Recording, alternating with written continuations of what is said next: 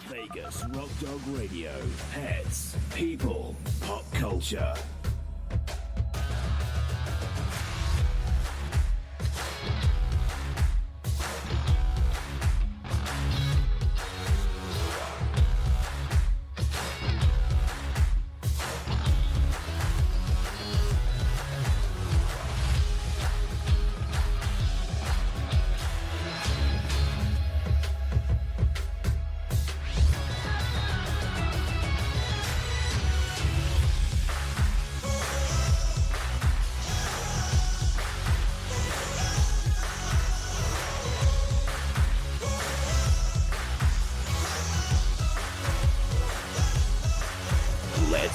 The host, Sam, the queen of rock and roll dogs. Hello everyone, I'm Sam, the queen of rock and roll dogs and the host of Vegas Rock Dog Radio. On today's show, I'm talking about the 2 earthquakes we've just been through and how we're preparing for a third. So stay right there.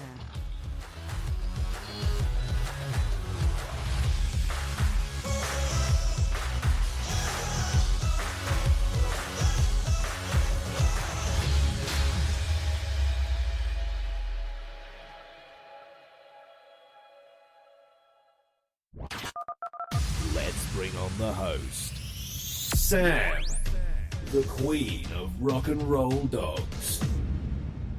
Hi everyone, welcome to the show. It's a different kind of show today. This is a show based on our real life experiences here in Las Vegas with an earthquake. And I'm your host, Sam, the queen of rock and roll dogs. And this is Vegas Rock Dog Radio. We're a rock and roll show all about pets, people, and pop culture. It's been a couple of crazy days, hasn't it, Jim? You've been a little bit weirded out by this natural disaster. Yes. Well, hello. Well, you have too, but I think you've been pretending you haven't. No, it just didn't get me the way it got you. It was strange for me because normally I am very good at emergency situations. Usually very calm, don't worry. Even when I fell through the glass door, I was the one calming everyone else down. Like, I'm okay, don't worry. And everybody else was freaking out. This is when I lived in Korea. Anyway, that's a whole other story. But welcome to the show, everybody. In studio with me today is Jim. Hello. Producer extraordinaire. And our 2 dogs, Miss Thornton and Mr. Twix. And, of course, they've had an experience with us, too, because of these 2 earthquakes. And before we get to that, and that's what all the show is going to be about today, is how to prepare your pets for an earthquake. And of course, everything we talk about is also going to apply to any other natural disaster as well. But if you want to find us elsewhere on the internet, of course, our main website is vegasrockdogradio.com. That's where you can listen to the show with a click of a button. We're live every Saturday, 10 a.m. PDT. And if you miss the show, don't worry, because right there on the site, you can actually listen to past shows as well. Now, you'll find us occasionally on Periscope, most certainly on Facebook, Twitter, Pinterest, Tumblr, and Instagram.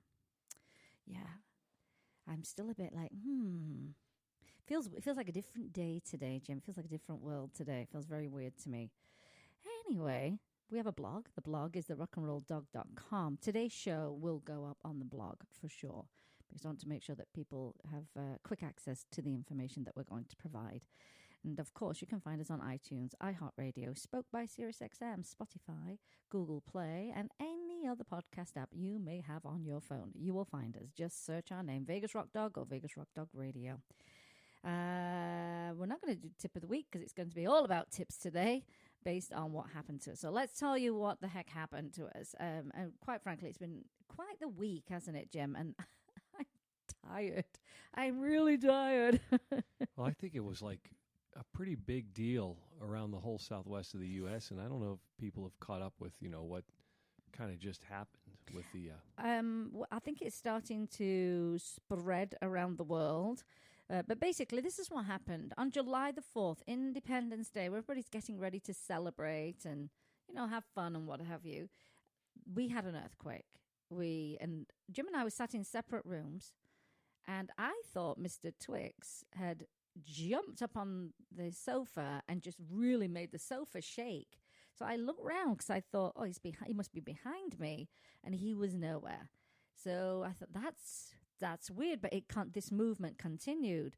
I thought that was strange. What the heck was that? And it made you feel dizzy. So I thought, oh, maybe it's me. Then you got up in the other room, didn't you, Jim? And I said, did you feel that? He went, yes. I said, what was that? Was that an earthquake? And he went, oh my gosh, I thought it was the wind blowing the house. What kind of wind was that, Jim? Strong wind, I thought, but yeah.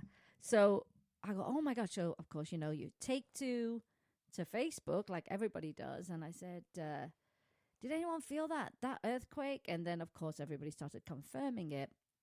And thankfully, thank you to technology, you can get the information very quickly from the USGS website. Do you want to tell everybody what that is, Jim? the United States Geological Survey. And they're the scientists. which I'm familiar with the site because I would go on there periodically anyway. Not because I'm scared. Well, at the time, was not scared of earthquakes.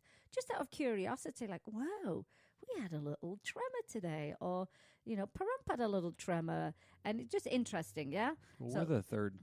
Where we live, it's like the third most active Seismic activity. seismic activity in the Which United States. I didn't know until yesterday. Me too. So that to me was just, wow, how many years of living here? 20 years that I didn't know that? That's crazy. So that's what happened. And it was weird. And we've experienced, I think 1 or 2 before here, haven't we, Jim? But very small. Another time we were in bed and I thought Jim was just knocking me in bed, but he wasn't even touching me. The whole thing was going. The house was actually creaking.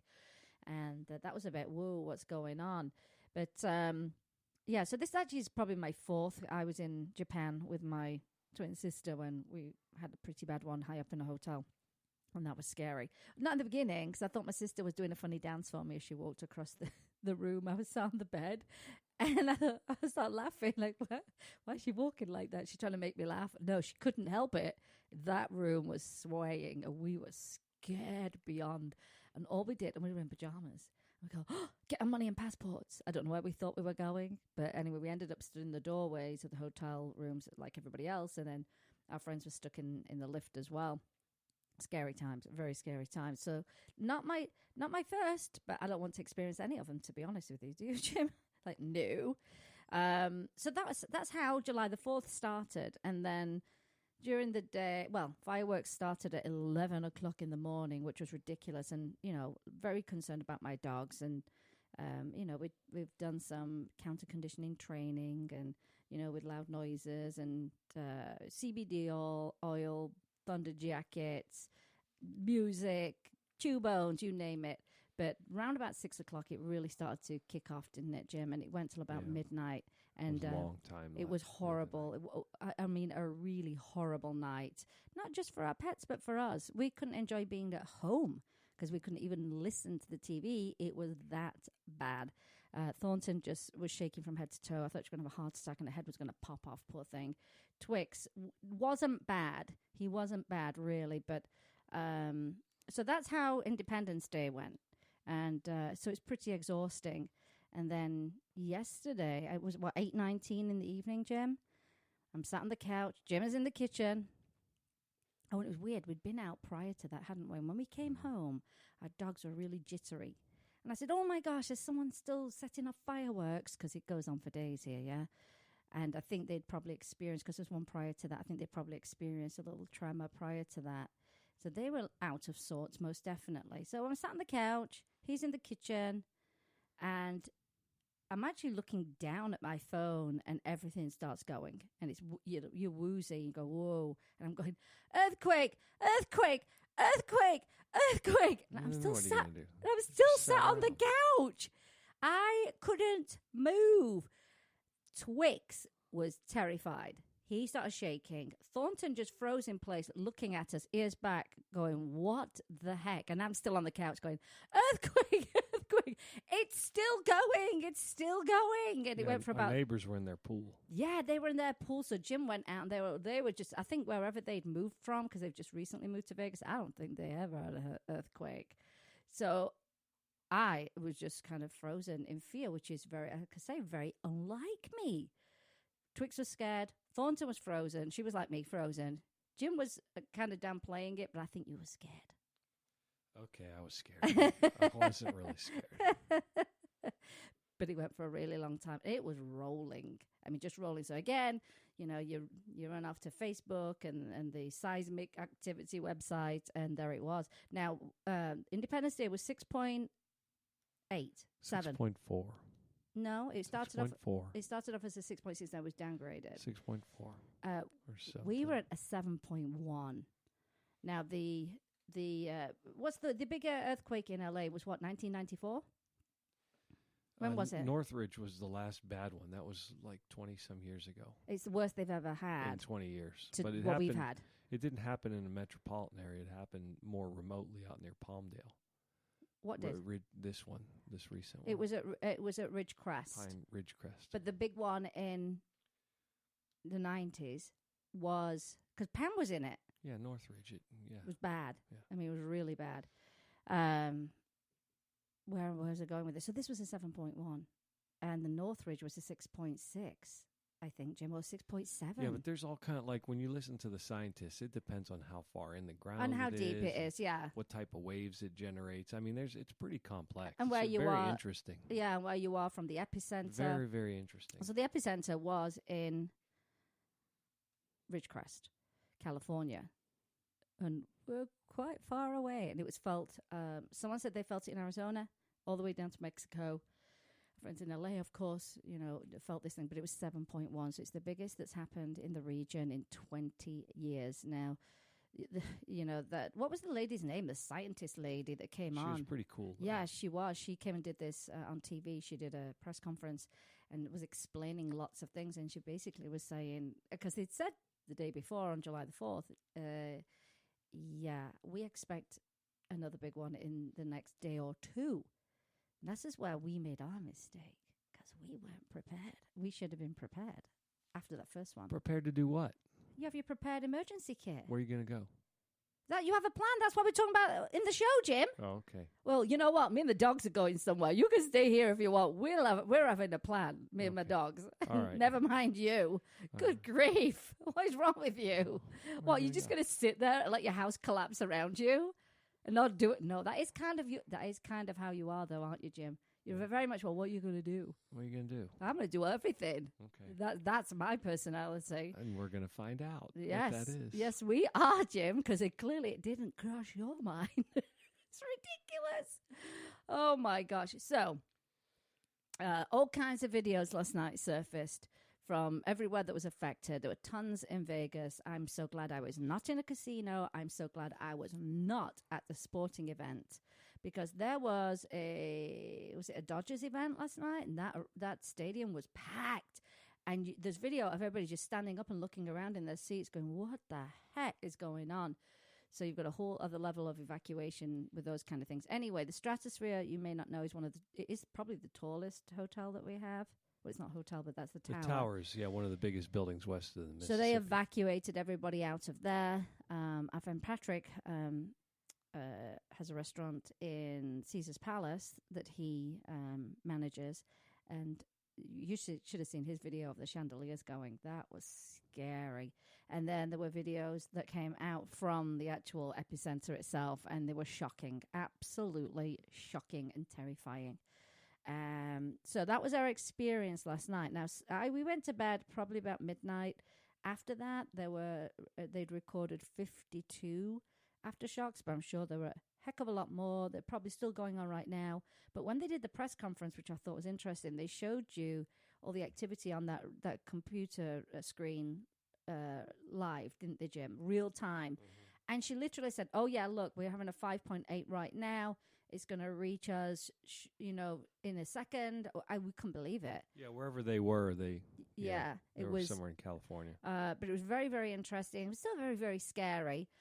So we finally went to bed, and I contacted a lot of my family, because the time we go to bed, they're getting up. So I contacted a lot of the family to let them know what was going on, and had a horrible night's sleep. I mean, it's just been 2 wicked days, hasn't it, Jim? Mm-hmm. But we've got to be prepared. Now, the thing is, I have all the supplies that I need, but are they together? No, of course they're not together. Didn't think we would have an earthquake, and now they're saying, get ready. We expect within the week a really big one. And they were saying because we've had over a seven magnitude that we can expect aftershocks for years to come. So I got up this morning, decided not to do my planned show because I think this is of utmost importance. And I've scrambled and written this new show with as much information as I can put in it and what I found and where you can purchase your emergency kits and that kind of thing. And that's what we're going to be doing after the show. We're going to be preparing the whole emergency kit. I'm going to go get my saxophone from the shop. I know you are, Jim. He had to have his saxophone repaired. Really? What? You'll be the one crying when you don't know what the plan is. Here, come on, pack up. Come on, pack up. I feel like I'm doing like hysterical laughter because it was so stressful. My poor dogs. Now, I keep watching them because, you know, they're a good indicator of something's going on, yeah? So I keep looking at them, and Thornton was doing a little bit of whining this morning. I thought, oh, I just want to make sure we're prepared. It's crazy. You know, the first thing in my mind was like, oh, that's it. Something else happens. That's it. We're moving back to England. We're going back to England. That's that. That's how I felt, honestly. You just want to run away. So let's do this. So first of all, I say we had the first earthquake, then we had the fireworks, then we had the second earthquake. They're exhausted as well, the dogs.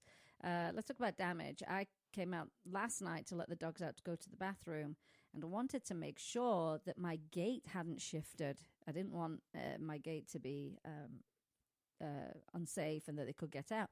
But while I walked out, I've got some new cracks in my patio.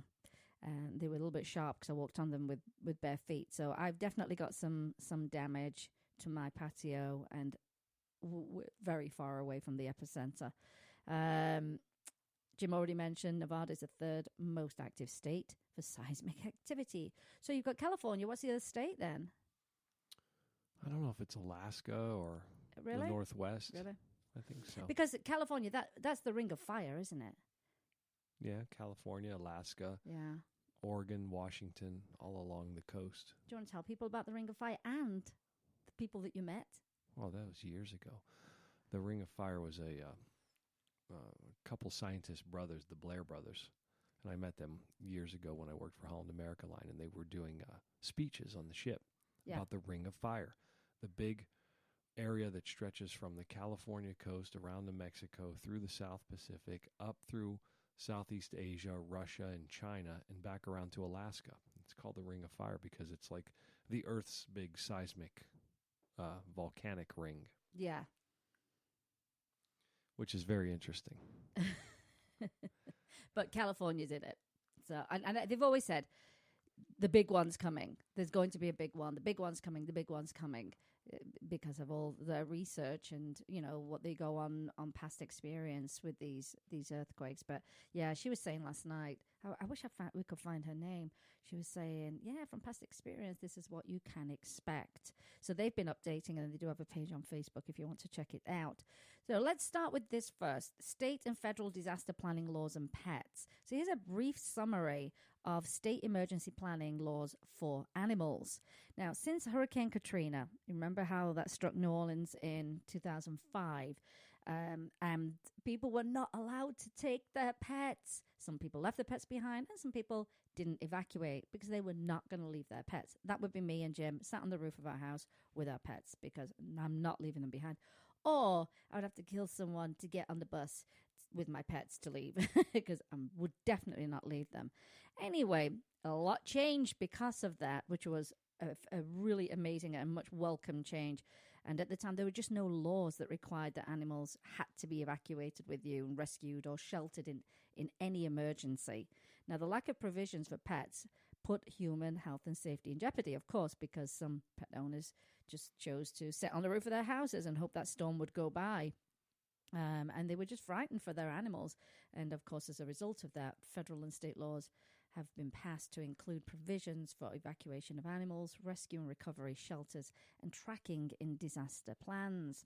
Now, in 2006, the Federal Pets Evacuation and Transport Standards, and it's PETS, PETS, it's the PETS Act, it was passed. And it directs the administrator of the Federal Emergency Management Agency, which is FEMA, to develop emergency preparedness plans and ensure that state and local emergency plans take into account the needs of individuals with pets and service animals during a major disaster or emergency. Now, since then, now this is what I find very disappointing, and I found that our city didn't have a plan for pets when the power went out in the middle of summer and people were stuck at home with their pets, many of them actually elderly, no way to communicate, where they could go with their pets, and some were leaving their pets behind. And there were no provisions because they weren't allowing pets anywhere. They go, oh no, people can go to this shelter, but they can't take their pets. So I was livid. I got hold of the city and I said, are you even aware of this act? I said, oh my gosh, this is so irresponsible. And this happens a lot because we're hot in Vegas. And when that power goes down, it is an emergency. So I was not happy, but this is disappointing. Since then, over 30 states have adopted either a law that deals with disaster planning and pets or have promulgated, don't know that word, promulgated, what does that mean? Developed administrative plans on the subject. Many state laws require that animals be sheltered and evacuated during an emergency. Such plans establish procedures to coordinate federal, state, and local government agencies, volunteer organizations, animal interest groups, and veterinary medical personnel for rapid response to natural disasters affecting the health, safety, and welfare of people and animals. While these plans differ from state to state, most address several key elements, which include the care of companion animals, the implementation of state animal response teams, the sheltering of animals, and identification of recovered animals. Among the many possible emergencies a pet owner needs to be prepared for, earthquakes can strike suddenly. And so while myths have suggested that dogs can predict earthquakes, which we've seen, by the way, they can, because everybody's got a camera these days installed in their homes. People have been posting these videos, their pets acting weird before it happened.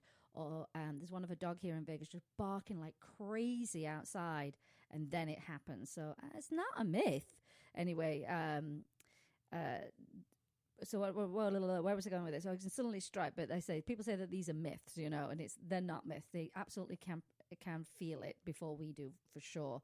But we've got to really be mindful of how we deal with our pets during these emergencies, and preparation is the way to go, Mr. Jim. Hey, so anyway, when I did get hold of Henderson, they had nothing in place. And they said, oh, well, we don't know what we could do. That's what they said to me. I said, well, I'll tell you what you can do. First of all, you can reach out to some of the private businesses that are indoor dog parks and boarding. They're huge facilities. I rattled off a couple of my friends that own them. I said, reach out to them. I said, you need to have a plan. They had no plan for animals. I was disgusted, so disgusted. Well, we have so many recreation centers. Maybe they could have specially designed ones. I mentioned that too. I said, oh, and by the way, we've got all these amazing rec centers that are massive. Like, really? There's nobody in that office that could think beyond, well, we just don't have anything. What? I was not happy at all. Anyway, I sent them all the information and the Pets Act. They go, oh, we'll look into it. So you know what I may do? Well, you know what I will do, because it's how I do things. I will contact them today and say, what plans do you have for people evacuating with pets in the event that we have a worse earthquake than what we've already experienced? So, yeah, I will update you. I'll update you on Facebook, because I just think that is irresponsible. And 30 states, that's not enough states. Every state should have a plan. Every single one of them. So, now I've got off my soapbox.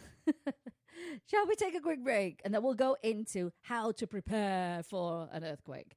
Let's do that. Let's take a quick break. And when we come back, let's talk about all the preparation that you can do so that you can feel like you're in control should it happen. Right, so let's take a quick break here, and we'll be right back. You're listening to Vegas Rock Dog Radio with me, Sam, your host, the queen of rock and roll dogs. Vegas Rock Dog Radio. Pets, people, pop culture.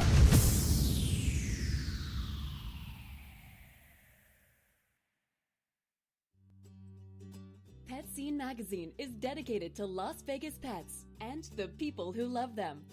It's a source of news and information for pet lovers, as well as offering valuable coupons and specials on pet products and services. Find them online at www.lvpetscene.com or look for them on Facebook.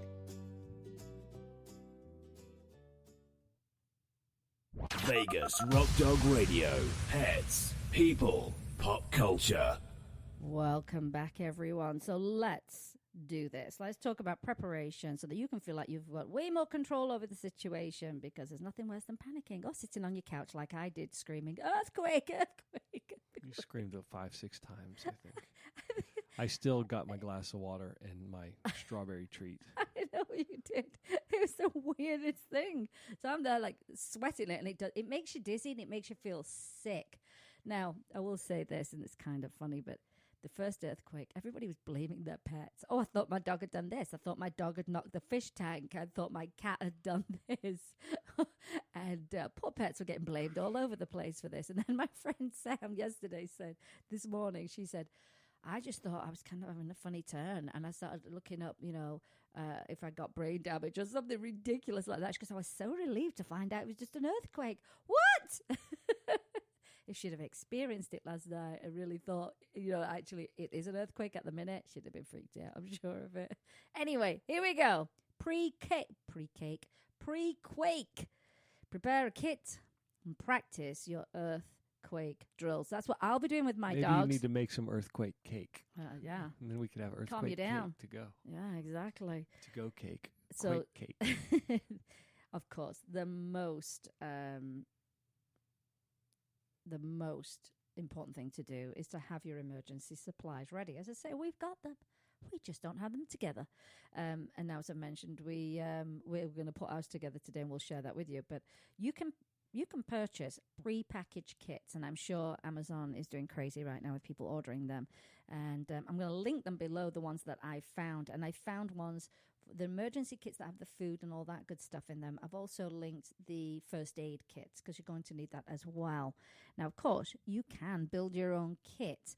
And I do recommend if you buy a kit, you're still going to need to augment it so that it fits every pet's need. And I think that's an important thing. So you can build it yourself from scratch, or you can buy a kit and then augment with it, and then it's all ready to go.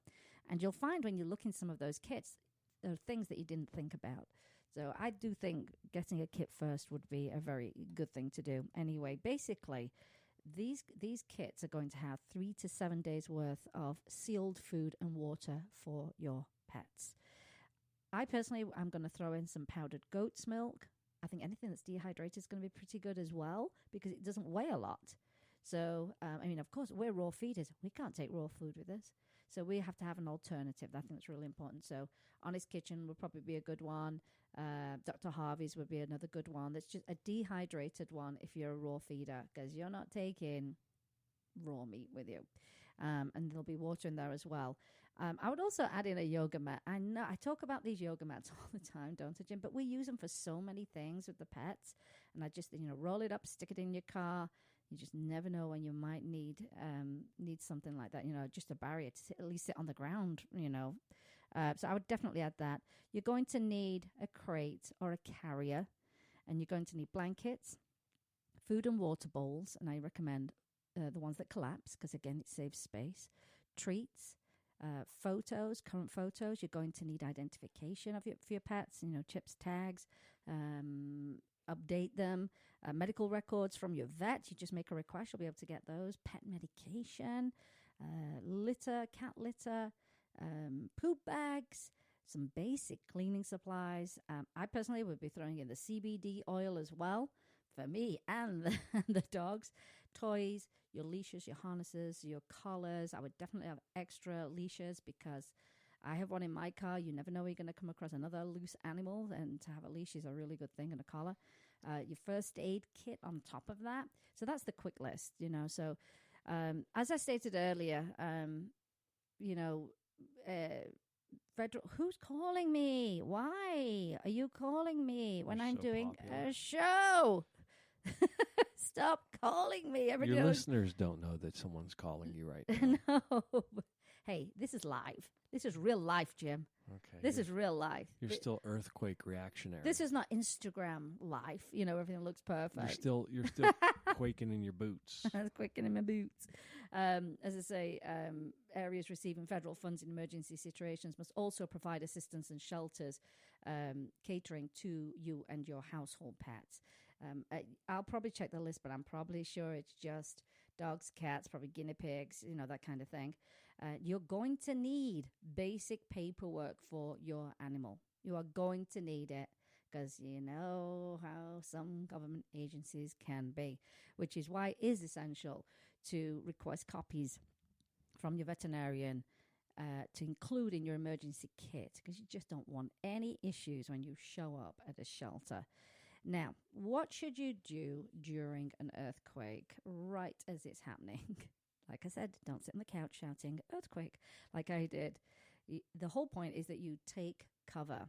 Now, when an earthquake strikes, the first thing you should do is definitely get hold of your pets. Take cover under a table. A table is the first level, isn't it, Jim, of preference? Sturdy table or a door frame? Sturdy table or a door frame where there's a little bit of strength there. And you need to have your animals with you. Now, of course, animals act differently. Like I just said, Twix was scared to death. Thornton was frozen in place. And what you're going to need to do leading up to any kind of emergency is practice these drills so that your pets can get familiar with, getting under the table or a specific area that you're going to go to. And so you're going to have to do training. And we talked about training last week. You're going to have to do your training. And again, do it as positive reinforcement, lots of treats, make it a game, make it fun so that they're familiar with, get under the table. Like when we do our show on a Saturday, we go, showtime. And you know what? They come running into the studio. So they will follow, with lots and lots and lots of training. And so make a game out of it. Use treats, reward your pets for following these little drills. And it's just a really good thing at this point as well to then also work on your pet's recall skills. Because if they're not out with you, they could be outside in the garden, they could be in another room. You want to be able to shout their name or whatever your recall word is to get them to come to you. So training is going to be important. So take that into consideration. But what you're going to do basically is take shelter, grab your pets, and you're going to wait. You're going to have to wait until it passes by. It does feel like a lifetime though, doesn't it, Jim? I just kept saying, it's still going. Oh my gosh, it's still going. I think the big lesson though that we had to learn was these things don't last long, but when they last long, you can't freeze. You have to do something for immediate shelter. Like you got to go find a place to hide. Yeah. And to be then honest, after that, it's about, okay, now can we still stay here or do we got to go somewhere else? That's it, exactly. Our house is standing here. It's not, this wasn't Northridge. So no, it wasn't Northridge. Northridge. Go to the next step. Well, this is it. Well, it was bigger than the day before, though. And really what we should have done is we should have been under the table last night is what we should have done. Post-quake, if your pet... Here's the thing. This is what can happen. In one of the videos I saw yesterday, the girl is screaming, and she's in the epicenter, and she goes, oh, my God, the door's busted open. Now, that's something you don't think about. So your door's busted open. You've got pets. Where are they going to go? Pets just want to run and run away, and that's what they want to do. So I would definitely make sure that you've got, a leash or something close by. Pam was telling me last night, because my friend Pam was in that Northridge earthquake. She said, put some shoes at the side of the bed. She said, because when we jumped out of bed, all the windows had broken and we were running on glass. And then she said, make sure you've got a leash so that you can hook up your dog straight away. Again, it's preparation, isn't it? So I thought it was a great tip that came from Pam. But this woman's door bust open. So there could be a situation where you do lose your pet. And then what you're going to have to do is then you're going to have to enact, your how to find a lost pet tips, which I do have an article on them. 50 pet tips to find lost pets. And I've been sharing that like crazy since July the 4th and all the fireworks. But I will definitely link that in the show notes. And I hope it is not the case because oh my gosh, I would be so terrified if my pets got out. I would be so frightened. So like I say, in order to feel like you've got some level of control is all about the preparation. You have to do whatever you possibly can to prepare. And you need to talk to your family and your friends about what you're going to do in an emergency. which we don't have any family. We would have tons of friends. So I think we need to talk to some friends, particularly in our area, and say, hey, where are we all going to meet up at? I think that's a really important thing to do. And then you choose a safe place to meet that you think is going to be safe in case you get separated or you lose power, for example. And here's another thing you need to do is, when you're preparing all this stuff and you've got your emergency kit and you've got your first aid and you've got your stuff that you need, is who's grabbing what and from where? Again, that's part of your plan. Like, Jim, you're going to be in charge of this. Sam, you're going to be in charge of that. Jim, don't forget the chocolate because that needs to be in my emergency kit. That's the only thing that would calm me down. I think I could borrow English chocolate. It'll have to be powdered chocolate. It would have to be what? Powdered chocolate. Yeah. But, these are those little things that you need to, plan for. I mean, you could get in the car and be driving off and go, did you get the emergency kit? Well, no, I thought you got it. So you don't want to be in that situation. But definitely have a plan with family and friends. And I mean, it would be amazing, for example, like what Pam did. This is what Pam did. They got in their car and they left LA and they came to Vegas. They just got out of the city and left was their plan. Like, where can we go that's safe right now? So you and I, we need to have a plan. I mean, what direction would we go in? St. George, probably? We would go up towards St. George. We would keep it an undisclosed location. Why? I don't know. Oh, that's so weird. So I'm taking all my friends with me, Jim. Oh, okay. Because for us, I think because we're close to the 95 highway. Well, we have challenges getting in and out of this valley. Only 2 freeways, really. Yeah, I mean, I think that would be, and again, we would be going away from the earthquake if we have another one down at Ridgecrest. But I don't think we would go the opposite way towards Arizona because one, the highway is not very big. It would just depend. I'm just saying if it was I don't know. I don't know what the mass evacuation plan for. If the Ridgecrest one though, we would have to go north, wouldn't we? Yeah, I suppose so. Yeah, you go wherever you want. Why haven't we bought a cabin in St. George? We would just go to our cabin. Is what we would do. Let's get a cabin and then we just go to our cabin. Okay. There you go. Sorted. We're sorted. But you have to have a plan on what's going to be the easiest thing. But here's the problem with Vegas. We've only got 2 major highways, 2 motorways. There was an accident where someone had gone over the central reservation and the car had come towards all the traffic. And I was in that for 5 hours and that was just a car accident. So imagine everybody trying to get onto highways to leave. That could be really scary, really, really scary. So as I say, have a plan with your family and friends. Know who's going to grab which supplies. Also have stuff already in your car, which I'm kind of a little bit like that anyway, aren't I, Jim? I usually have some bits and pieces in the car, blanket. I usually have a collar and a leash and I think I've got a dog back there right now, my yoga mat. Poop bags are already in there, that kind of stuff. So we're going to load up. We're going to put a crate in today. And all the bits and pieces that we need. I know you think it's crazy, but did you not listen to her yesterday? She was like, oh, yes, in the next week, get ready. Did you not listen? Okay, but I'm not going to start packing up a car right today. I am. I don't think I am. I don't think I am. I am. He's only interested in picking up that saxophone that he's had repaired. Now, here's another thing you're going to need to do. You're going to need to use your calendar on your phone or a written calendar or Alexa, for example, to remind you to continuously update your emergency kits that you have because, some things are going to expire. They just do. You're going to need to replenish or replace. You may also want to look into getting a first aid class, for your pets because if you can't get emergency services to you or you can't get to them, it would be good to actually know some basic first aid stuff. I think that would be really important. And, of course, most natural disasters, they happen with little or no warning whatsoever. In our case, no warning for the first one. She did say in the next day or 2 there'll be a second one, and we were caught off guard last night. I will say that. I mean, that could have been so bad last night, and we weren't prepared.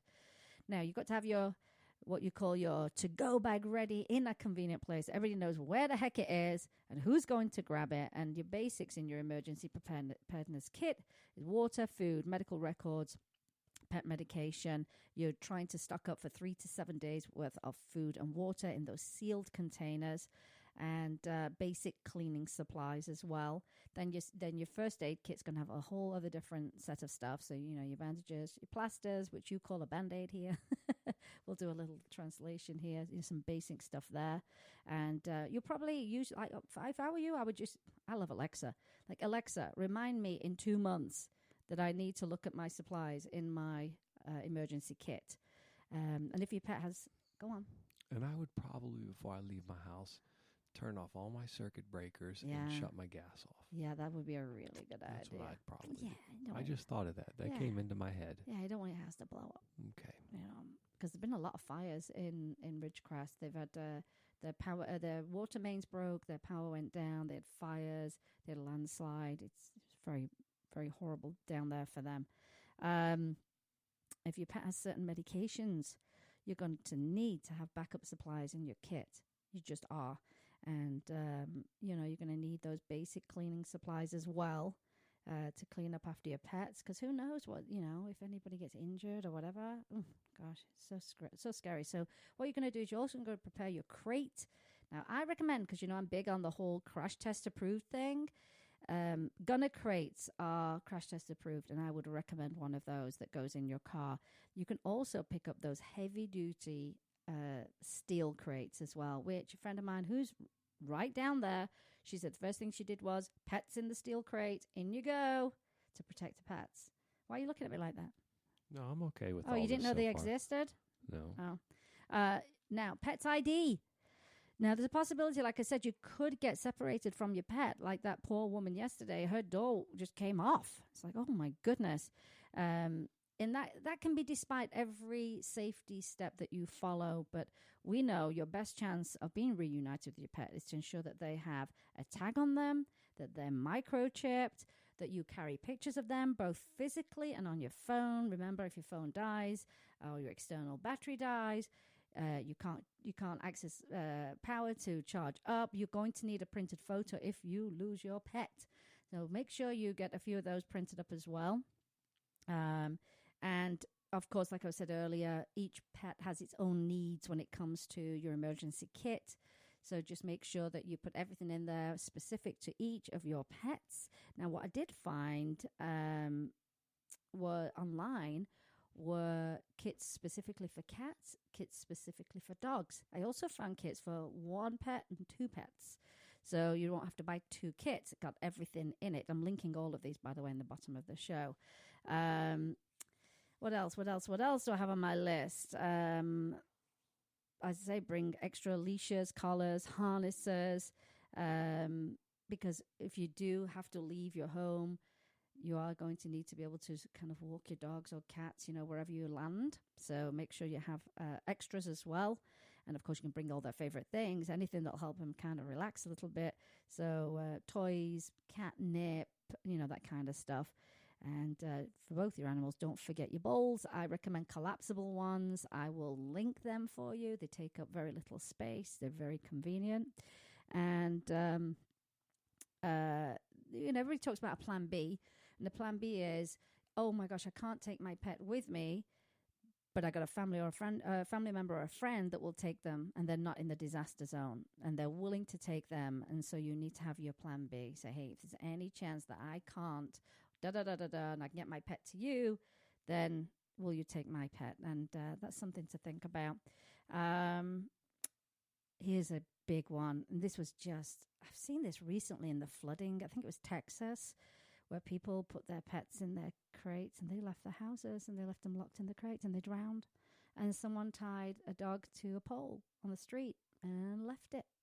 So never, ever restrain your pets during a disaster, ever. They've got more of a chance surviving if you let them loose. They've got way more of a chance. Do not tether them to anything. Don't lock them in a crate and leave them, because that was heartbreaking to see that. Always bring your pets with you if you just need to be evacuated, because if it's not safe for you, it's not safe for them. Anything else you can think of, Jim? Always keep your car gassed up. Yes, we're going to do that as well today, Jim. Both cars. In fact, but the thing is, we won't escape in Jim's car. It's too tiny. One of us is better at keeping their car gassed up than the other. Well, One of us has a gassed up car always, and one doesn't. Well, why don't you gas mine up for me then? You can gas your own. You have your car, and you. So can today we will be putting petrol in both of our cars, fill them up. But we will be stocking. We'll stock my vehicle with all the stuff because it's the big vehicle. No, that's all I'm doing today, Jim. I'm sorry. I will be prepared. Because I feel like we dropped the ball on this yesterday. Totally, we did. You had nowhere to go yesterday. You had no plan, so it didn't. That's what I'm saying. We dropped the ball yesterday. Where were you going to go if your car was full of stuff? I was going to go St. George. Why? I was going to leave. You just wanted to get out of town. If we had to evacuate, I know, if it was worse than it was yesterday, we didn't have a plan. We should have a special locker in our garage, a lock-up area, or shelves where we go. Okay. It's time to leave. Okay, everything on that shelf goes I don't want to lock on anything. I just want to be able to not locker. I mean shelves. Oh, okay. Yes. Go, okay, let's leave. Okay, everything from that shelf goes. Yeah. But I'm still going to have stuff in the back of my car. You don't have to load your car up. I've got the space, though, Jim. Yeah, then it's you my do an car. event. Oh, can you unload my car because I have an event? I have to fill it up with Can you believe him? things. Can you believe him? I already see it coming. I already know what's happening after this. Well, guess what? You're lifting up the crate to put it in the car today. Whatever. Now, this is what I'm going to do for everyone. I am going to create a list. You'll be able to download it as a PDF or just have it on your phone and then just check off what it is that you need just to make your life a little bit easier. And when we get all of our stuff, gather all our stuff together, I'll show you what we're going to have in all of our kits. And wow. Yeah. Because here's the thing. I think we thought with the first one, wow, that was kind of freakish out of the blue. Whew, that won't happen again. And then 2 days later, 1 day later, it happened again. So, yeah, we need to pay attention. But can you think of anything else, Jim? No, I know you've thought of everything. Here's already. another thing as well you can do with ID. Not just a tag, not just the microchip, but take a felt tip pen or a marker and inside the collar, write the information inside the collar as well. Because if the tag comes off, and you don't have access to a scanner for a chip, inside the collar is a really good thing. Or write it on the lead as well. Yeah? It's another level. Yep. It's another level. And just make sure you've got current photos of your pets on your phone as well. My 50 pet tips to find a lost pet covers all of that stuff and how you can use apps now to create the photo with the information on top of the photo, which I think is always good to have on your phone anyway. So there you go. So that's what we're doing today. That's what Jim and I are going to do today. He's going to pick up his sacks, and then we're just going to pull all our bits and pieces together, and then we'll throw this all into a blog post as well and create that checklist for everybody. So I hope this has been helpful. Didn't think that we would be experiencing this and then having to flip the topic of the show so quickly to be able to, put this information out there. But I'm glad that we can actually do that for everybody. So, whew. Anything else, Jim? I think you covered that. I think I did. So I'll be posting updates on our Facebook page. I'll post all of these products that I've talked about because these kits are not just for earthquakes. They're for any kind of natural disaster. And the first aid kit, you should always have one of those anyway, particularly if you're someone that loves to go out and about with your dog, hiking and that kind of stuff on weekend trips. You always do need a little first aid kit for that. All right, Jim. So I want to thank you, Jim, for for just, what's the word?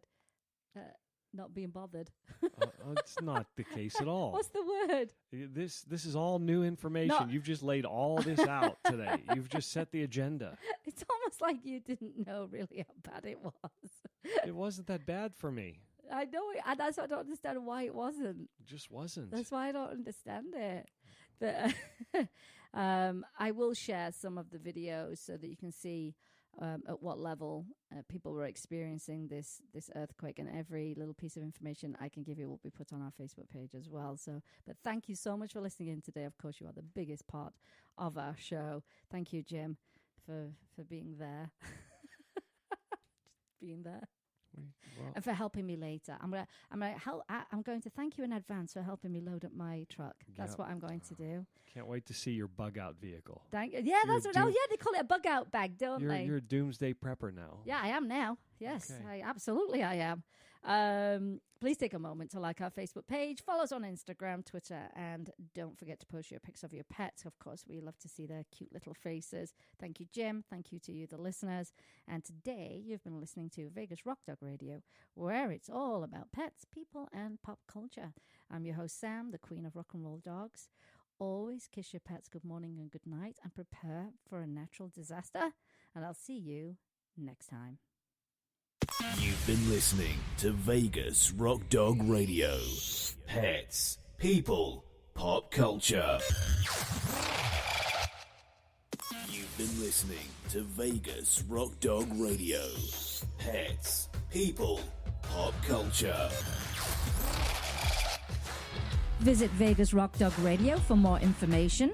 Find us on Facebook, Twitter, and Instagram. And subscribe on iTunes and iHeartRadio. And remember, give your fur babies a big kiss from me, Sam, the queen of rock and roll dogs. You must not rely on the information in this broadcast from our host as an alternative to medical advice from your veterinarian. If you have any specific questions about a medical matter regarding your pets, you should consult your veterinarian or specialist.